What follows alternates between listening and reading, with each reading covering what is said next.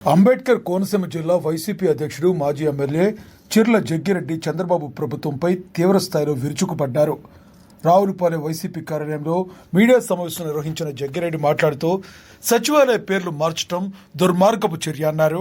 అప్పటి ముఖ్యమంత్రి వైఎస్ జగన్మోహన్ రెడ్డి ఎంతో ప్రతిష్టాత్మకంగా గ్రామాల్లో నిర్మించిన సచివాలయాల పేర్లు మార్చి గతంలో అవినీతికి పాల్పడ్డ జన్మభూమి కమిటీ సభ్యులను ఇన్ఛార్జీలుగా నియమించుకోవడం సిగ్గుచేటు చర్యగా పేర్కొన్నారు. జగన్మోహన్ రెడ్డి ప్రవేశపెట్టిన పథకాలకు పేర్లు మార్చి చంద్రబాబు ప్రభుత్వం అమలు చేస్తుందని తీవ్రంగా విమర్శించారు. ఆయన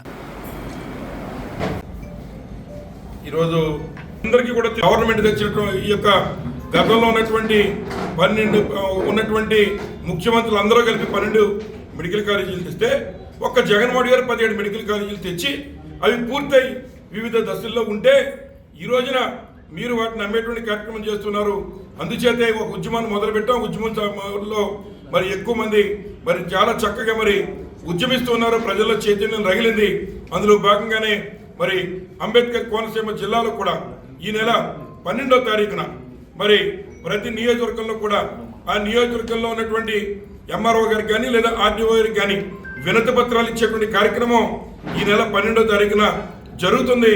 నేడు మరి పోస్టర్ కూడా రిలీజ్ చేస్తున్నామని చెప్పి సందర్భంగా తెలియజేస్తూ చంద్రబాబు నాయుడు గారు ఎప్పటికైనా తెలుగు మీద మీకు నిజంగా అభిమానం ఉంటే, నిజంగా మీరు తెలుగుదేశం పార్టీ మీద మీకు అభిమానం ఉంటే, తెలుగు అనేటువంటి మాట మీకు నిజంగా మీకు ఆ మాట మీద మీకు నమ్మకం ఉంటే ఈ రోజున మరి మీరు సచివాలయాలు గ్రామ సచివాలయం అనేటువంటి చక్కటి పేరు ఉన్నందుకు ఆ పేరును మారిస్తే మీరు చరిత్రహీనులు అవుతారని ఈ సందర్భంగా తెలియజేస్తూ మీరు ఈ రకంగా